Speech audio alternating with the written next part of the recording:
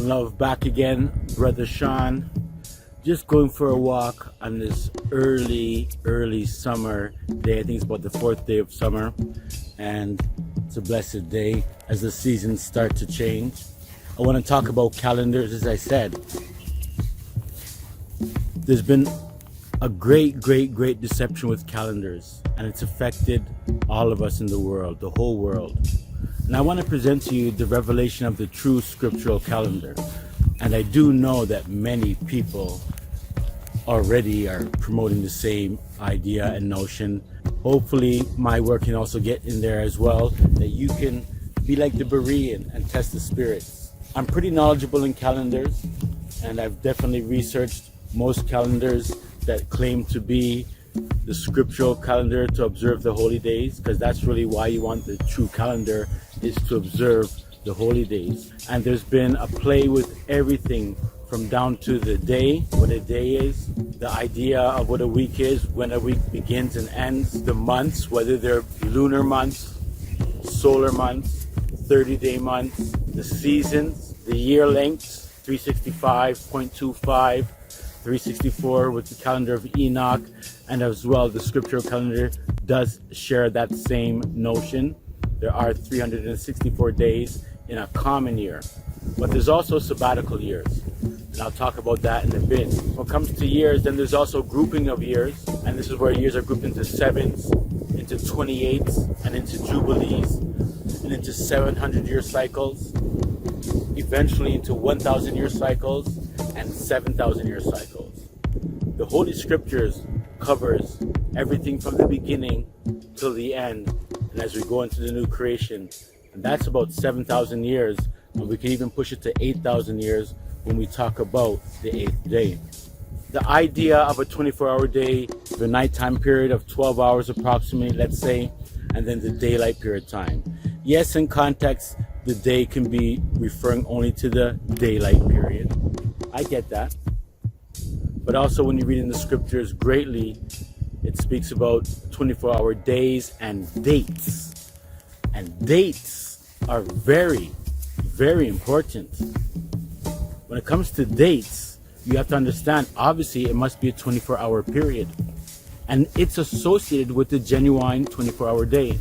Now, I know many people will keep a 12-hour Sabbath, and I speak about these things on my channel, but there is no 12-hour Sabbath, it's 24 hours. However, there is a controversy regarding when does the Sabbath begin.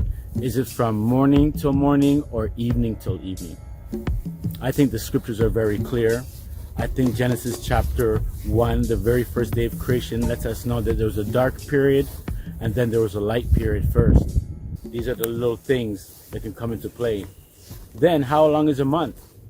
And for the most part, the controversy about scriptural months comes down to lunar months, 30-day months, and how those who profess the Enoch Jubilee Essene calendar as being 30-day months, and then of course the third month of every season, so to speak, so months 3, 6, 9, and 12 would have 31 days, equating 364. 364 is good. One thing I found, though, the problem with those who profess the Enoch calendar, and I've read the book of Enoch already, I use it as a reference, but I don't use it as standard. You can prove a 364-day through scriptures and simple wisdom with a 7-day weekly cycle and 52 weeks in a year. 7 times 52 is 364. And the Most High does his things perfect. And this idea of 364, which those who use the Enoch calendar as opposed to those who use a lunar solar calendar, is that the feast days are set and fixed. And that's very important when I read the scriptures. Just like the 7th-day Sabbath is set and fixed, even so, all the festivals are fixed on the proper day of the week for each festival, whether it's a week-long festival, and that's the thing to understand too. All the festivals, these are tied to the weekly cycle. Greatly tied to the weekly cycle. So saying that Passover will always begin on the first day of the week, Tabernacles will always begin on the first day of the week, and the Feast of Pentecost will always begin on the first day of the week, and that's your 3 major festivals, your pilgrimages. But on the Enoch calendar, it's fixed upon basically the the fourth day of the week, or the Wednesday. And that's where a little bit of an error comes in. Now let me jump to the lunar calendar issue, because I know that when we read the scriptures, King James is what I study from, but I study from many translations, especially older ones. Older translations older English seem to be, very worth studying to see how the evolution of English has evolved. English is always evolving. It's a borrowing language. It borrows from all the ancient roots of Hebrew, Greek, and Latin, Aramaic, Phoenician, which is really Canaanite language. But when it comes now to this idea of the moon in the scriptures, you'll see that the words new moon are in the KJV. And they should mean new month or the beginning of the month. And those who profess a lunar calendar, so to speak, or lunar months, they will say, yes, it does mean new month, but it's synonymous or linked to the lunar cycle. And there's a great controversy here. Some use the full moon as the beginning, some use the crescent, some use the dark moon. But I know those who use the calendar of Enoch and Jubilee, they don't use the lunar months at all. There's no 29 and 30-day months, and that's the same way for the true scriptural calendar that I profess. And this calendar that I profess, basically no one has researched it, no one has really actually heard about it. And to go through the channel to watch the long videos on it is important, because people figure it's just another person saying something else about calendars, and I do know how it goes. But I have to say that I've done my research as well on almost every calendar that says it's scriptural, to get a good understanding, and you can see similarities, you can see the differences, and you can see the errors. And what I'm professing is that Enoch calendar is in error, the lunisolar calendar is in great error. It's the Babylonian calendar. We should not be dealing with the moon or the sun, so to speak, in terms of honoring holy days, but they are for signs, seasons, days, and years. And that's important to remember. And I know people will translate the word seasons as moed, to be appointed feast days, but that's not what the Father appointed those things for in the beginning. They were for all mankind. And for the most part, you can see that those who use lunar calendars, outside of people who say it's Israel, you can see greatly that it's very paganized. The names of the moon, how it's attached to the Queen of Heaven, greatly. It is the Queen of Heaven, the moon. And a lot of the miscues or lies that have been spoken about the moon as well, that it doesn't give its own light.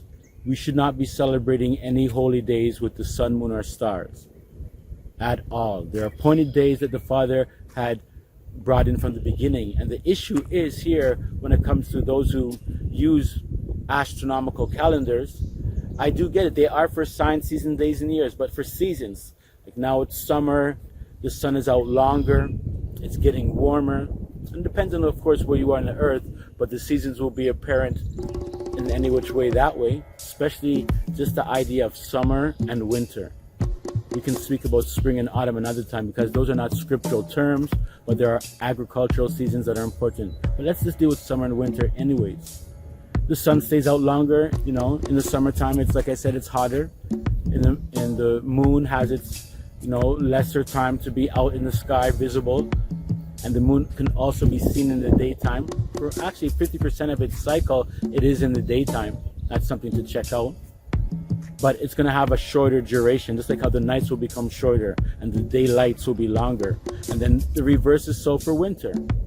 And with winter, it's a wet season, it's a snowy season. Snow and rain, these are precipitation. So even if you're in northern countries, I'm in Toronto, Canada, we get a lot of snow during these months from November even till April, so to speak, but they are rains. However, in Jerusalem, of which we profess the Most High's calendar is attached to, the climate of summer and winter cannot be denied. Summer season begins in May, the winter season begins in November. They're both 6-month periods according to the historical records that have always been for Jerusalem and Israel per se, because there's other parts, it's not just Jerusalem, but the land of Canaan. And then according to the scriptures, it shows you which months that these are. And then we use the Gregorian calendar to try to figure out where we are, because that's what's here helping us now. But big issues, right? No moon. And one thing, there's no equinox. I want to go on and talk about this equinox and the solstices. These are false beginning of seasons. They're astronomical. They're tied to astrology. And as well, they're just plain old false.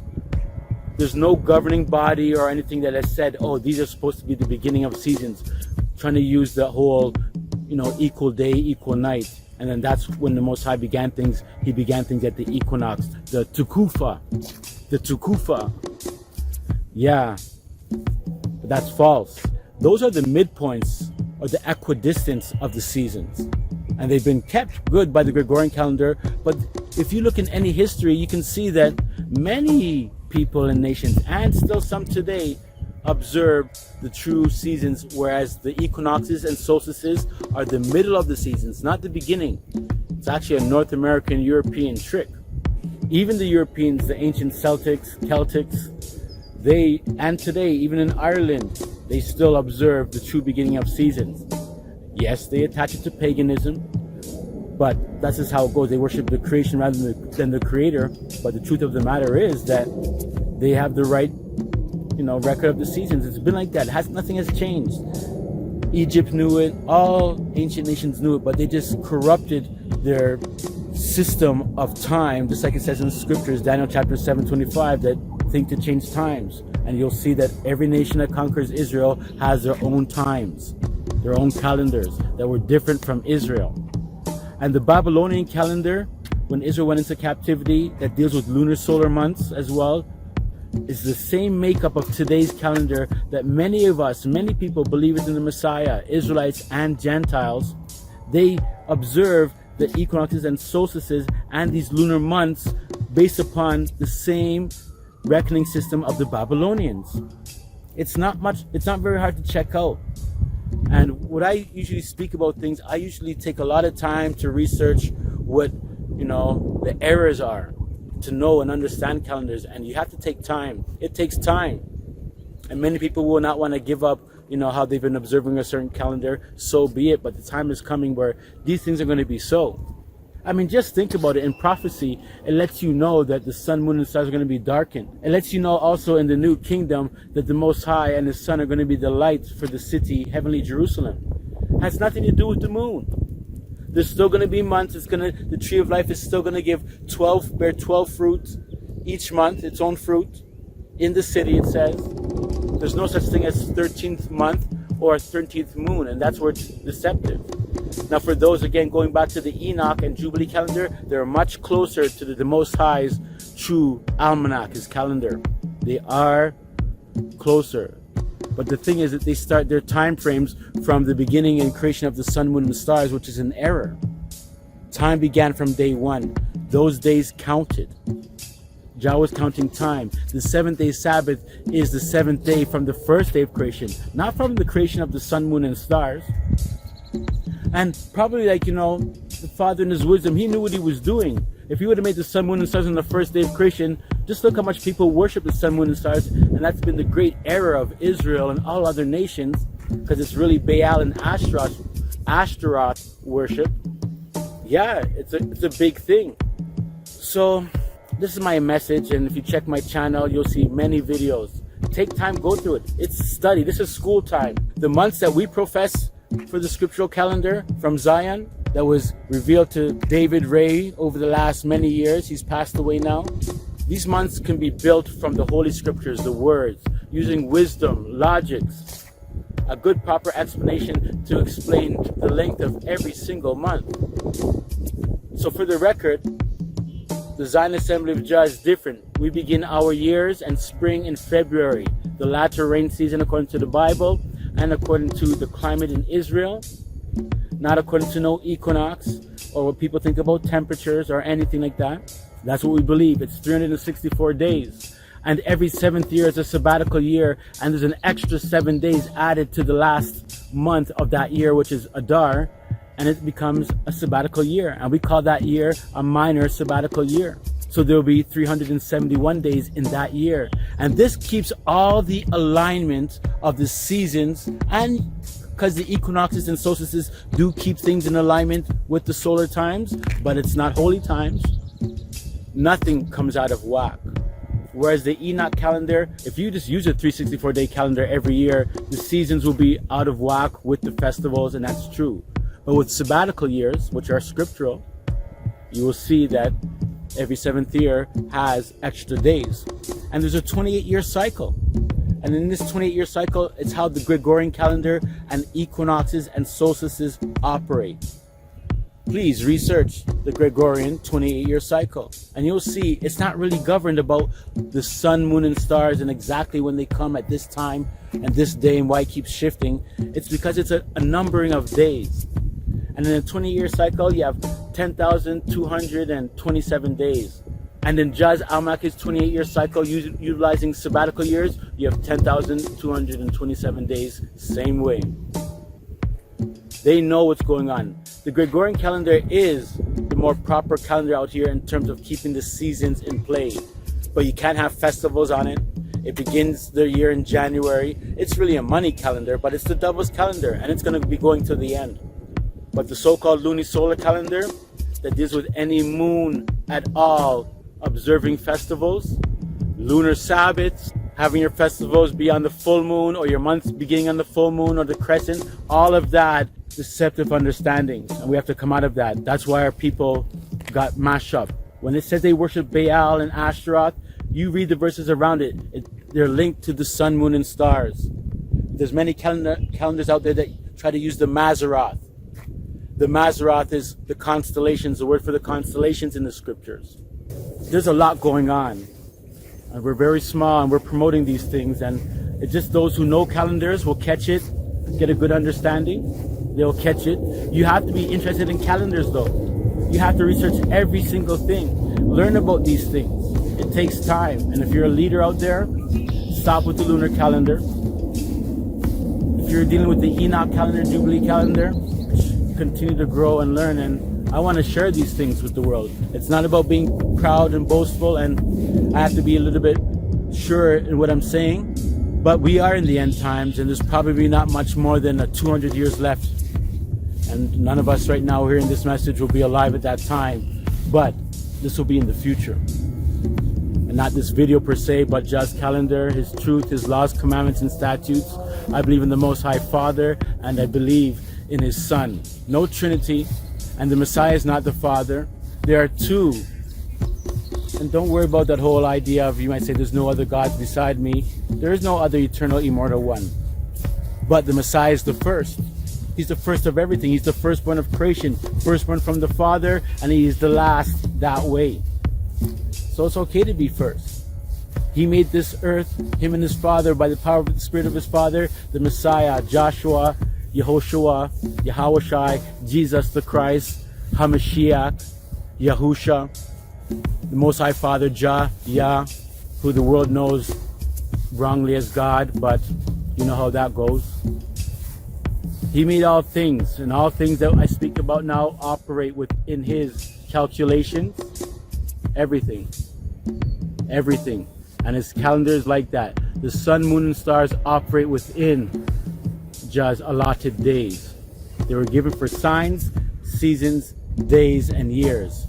There's no mentioning of weeks. There's no mentioning of the word months. And there's no mentioning of appointed days or holy days, although the word seasons, like I said, it can mean appointed days or festivals, but that's not what it meant in that context. I haven't found anybody that can truly gainsay things. But yes, they might pick apart the 24-hour day and focus on one thing, but when you take everything into consideration, this is the revelation of Jah's Almanac. I feel blessed to be a part of it. And I pray the Most High continue to strengthen us all. Well, if you got this far, thanks for listening. I want to give all glory to Joshua the Messiah, to the glory of Jah the Father, also known as Yah, Yahshua, Jesus the Christ. Bless up. One love.